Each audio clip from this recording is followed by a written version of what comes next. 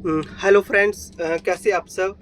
आज का एक छोटा सा टॉपिक है डीपीएफ, डीजल पार्टिकुलेट फ़िल्टर। इसके बारे में हम आपको बताएंगे।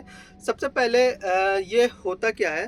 डीजल पार्टिकुलेट फ़िल्टर है, इसका काम क्या है कि जो हमारी जो एग्जॉस्ट गैस जो निकलती हैं, जिसमें हमारा सबसे जहरी गैस नॉक्स हो गया, कार्बन मोनोऑक्साइड हो गया, पार्टिकुलेट मैटर हो गया।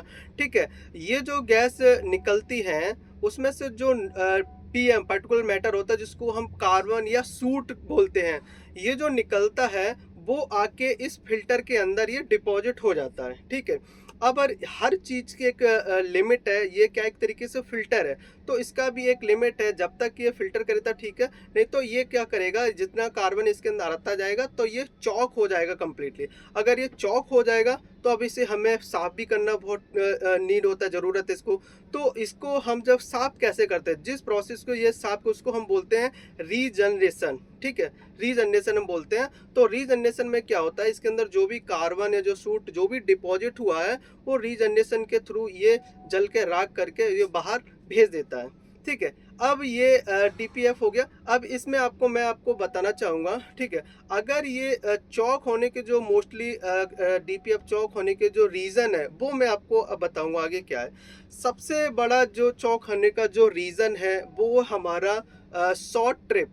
ठीक है, जब गाड़ी हमारी शॉर्ट ट्रिप में जब गाड़ी चलती है, तो उस कंडीशन में होता क्या है कि इसका रीजनरेशन का भी आपको बता देता हूँ। इसका एक टेम्परेचर है, टेम्परेचर पे अगर हमारा ये एग्जॉस्ट गैस का जो टेम्परेचर वहाँ तक नहीं रीच करेगा, तो हमारा ऑटोमेटिक जो रीजनरेशन होता है वो होगा ही नहीं।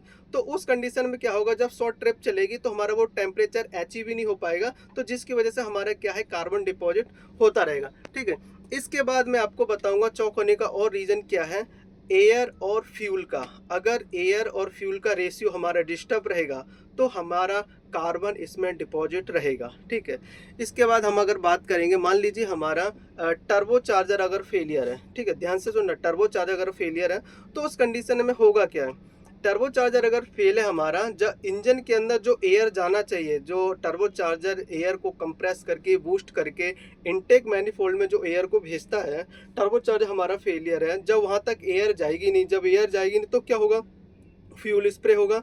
फ्यूल स्प्रे होगा तो क्या होगा, एयर हमारे पास कम है, फ्यूल जा रहा है ज़्यादा, तो वो क्या होगा, जो फ्यूल बचा हुआ है, जिसको बोलते हैं अनबर्न जो फ्यूल है, वो एक तरीके से क्या करेगा, कार्बन को डिपॉजिट करेगा। ठीक है, इसके बाद इंटरकूलर अगर लीकेज होगा, सेम है, एयर जो जाना चाहिए वो नहीं मिलेगा, इंटरकूलर लीकेज हो गया। इसके अलावा तुम्हारा कोई भी सेंसर अगर ख़राब हो जाएगा, उस कंडीशन में क्या होगा, मान लीजिए बूस्ट प्रेशर सेंसर है वो ख़राब हो गया तुम्हारा, तो ईसीएम को सिग्नल देगा, भाई जो बूस्ट प्रेशर सेंसर है वो हमारा काम नहीं कर रहा, जो एयर कितना जा रहा है नहीं जा रहा है वो कैलकुलेशन नहीं पता चलेगा। उस कंडीशन में हमारा क्या होगा, सूट इसमें डिपॉजिट रहेगा। इसके बाद हम बताएंगे फ्यूल। फ्यूल की अगर हम बात करेंगे, डीजल, इसके अंदर अगर डीजल प्रॉपर नहीं जाएगा, ठीक है, डीजल इसके अंदर प्रॉपर अगर सही क्वालिटी का नहीं होगा, तब भी हमारा क्या होगा, सूट इसके अंदर जमा होगा, कार्बन जमा होगा। ठीक है, इसके बाद अगर हम बात करेंगे फ्यूल की क्वांटिटी, क्वालिटी तो होनी चाहिए बेस्ट, अच्छी क्वालिटी, बस क्वांटिटी, फ्यूल कम से कम हमारा 20 लीटर, अगर ट्रैवलर टेम्पो ट्रैवलर अगर हम बात करते हैं तो 25 लीटर कम 20 लीटर मिनिमम होना चाहिए। इसके नीचे अगर आता है तो क्या होता है, जब हमारा रीजनरेशन ऑटोमेटिक होता है उस टाइम क्या होता है, फ्यूल एक्स्ट्रा जाता है, रिच मिक्सचर जाता है, तभी हमारा रीजनरेशन होता है। ठीक है, इसके बाद हमारा ईजीआर सिस्टम अगर हमारा ख़राब या फेलियर होगा, तब भी हमारा क्या होगा, कार्बन इसके अंदर डिपॉजिट होगा। ठीक है, इसके अलावा हमारा और भी एयर फिल्टर अगर हमारा चौक होगा, या इन एयर का कोई भी कनेक्शन अगर हमारा अगर डिस्टर्ब रहेगा, तो उस कंडीशन में क्या करेगा, हमारा जो सूट है वो इसमें जमा होगा। ठीक है, थैंक यू सो मच।